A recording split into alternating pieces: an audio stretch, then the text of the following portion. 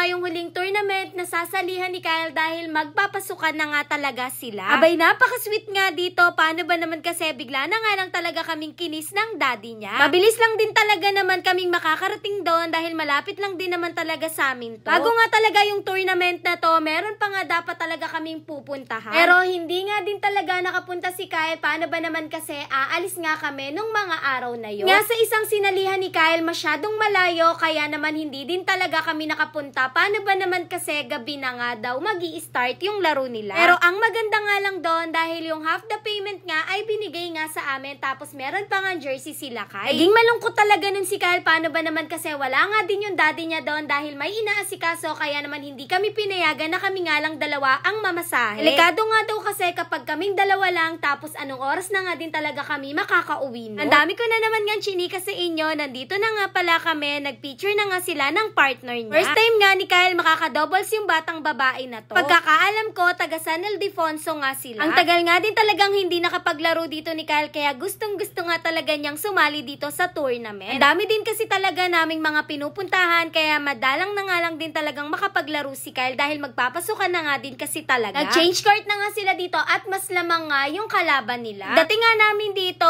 pagkatapos nga ng isang game sila Kyle na nga kaagad yung next. Medyo na-late nga kami ng konti kaya hindi daw talaga siya nakapagpainit. Diyos ko po. Kaya naman talagang kapag may tournament nga si Kyle, gustong-gusto niya na hindi siya nalilate. Paano daw ba naman kasi para nga makapagpainit siya? Para nga daw kahit sa gilid lang ay nakakapalo-palo siya. Yun ko na nga lang talaga ulit na nakitang nag-dive si Kyle. Paano ba naman kasi naiwasan na nga talaga niya yan? Maya-maya nga lang tapos na nga yung game nila pero konti lang naman yung lamang. Andam ko nga talaga si Kyle dito. Tignan niyo naman yung expression nga ng mukha niya. Pero nagpahinga nga lang ng konti yan, nagpalit ng jersey tapos naglaro na nga sa isang gilid. Okay na nga dito si Kyle kaya naman ayan nakipaglaro na nga din siya ulit. Pero maya-maya nga lang tinawag na nga din yung pangalan nila. Sa court talaga masiyahin talaga yan si Kyle lalo na nga kapag naglalaro. Feeling ko nga sa unang game nila na unahan talaga ng kaba sila Kyle. Noon ko nga lang talaga din siya masyadong nakita na kinabahan. Malalaki na din kasi talaga yung mga nakalaban nila Kyle. Pero sa amin nga ng daddy niya mas gusto nga talaga namin yung mas magaling nga yung nakakalaban ni Kyle. Kasi doon talaga siya natututo at alam niya yung pagkakamali niya. Para nga sa susunod, alam na nga niya yung gagawin niya. Tutuwa nga lang din ako dito kay Kyle. Paano ba naman kasi yung kakampi nga niya inaapiran siya pero hindi siya inapiran. First time lang din kasi talaga nila magka-doubles kaya naman nagkakailangan pa nga sila. Kaya naman pati yung mga nanonood nga ay natatawa sa kanila. Pero okay lang din naman yon dahil nakakatuwa nga lang din dito sa laro na to ay marami nga talaga kilala at mga nagiging friends tong si Kyle. Yun din ang isa sa pinakamagandang nagustuhan namin dito sa sports ng daddy niya. Ay hindi nga rin talaga nakakalabas si Kyle ng bahay na siya lang mag-isa. Panti nga din kami ng daddy niya kapag inahatid namin siya sa mga court na napaglalaruan niya. Ay alam namin na mababait nga yung mga nakapaligid sa kanya. Sa game nga na yon sila Kyle nga yung nanalo tapos maya-maya nga lang nag-scoring nga si Kyle doon sa isang game. Marunong naman si Kyle at gustong-gusto nga niyang ginagawa yun. Maya-maya nga lang tinawag na ulit yung pangalan nila.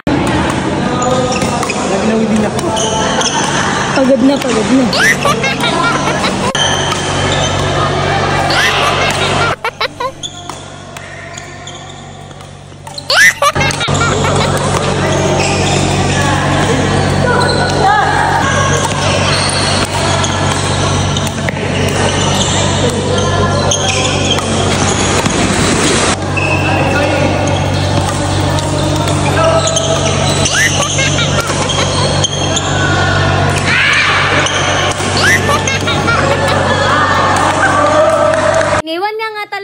Daddy ni Kyle yung ginagawa niya at kahit antok na antok siya ay nandito siya para panoorin niya nga itong si Kyle. At kaya niya nga din talagang humabol sa laro ni Kyle, hahabol talaga yan. Inusulit na nga din talaga namin yung mga araw na kailangan pa talaga kami ni Kyle. Mabilis nga lang yung panahon, hindi natin namamalaya na yung mga anak natin ay mga binata't dalaga na. May mga sarili-sarili ng lakad na hindi na nila tayo kailangan. Nagpahinga na nga muna siya dito ng daddy niya at inayos nga yung mga gamit ni Kyle. Marami talaga akong extra na dinadalang jersey ni Kyle para nga kung sakaling gusto niyang magpalit at sobrang pawis na siya ay makakapagpalit siya. Hirap na nga kapag nagkasakit. Yun lang. Thanks for watching. Bye-bye.